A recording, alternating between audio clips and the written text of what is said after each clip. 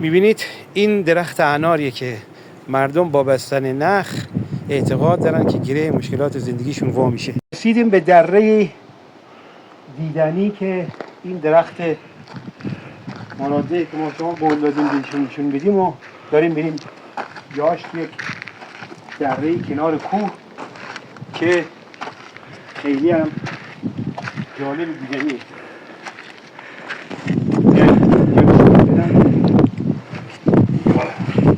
ببینید حتی پله درست کردن که مردم راحت برن داخل. داخل یک گودالی که این درخت تبرک و قول حسینی مقدسه. بیاید پایین تا اینا رو ببینید. آدم دوست داره اینجا دراز کشه بخوابه به قدر سایش دلنشین و این چیزا رو ببینید.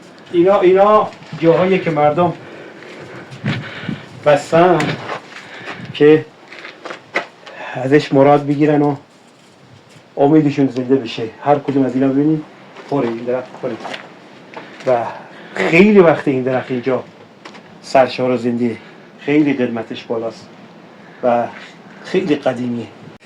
اعتقاد آدم ها رو زنده میکنه. مراد بگیرید.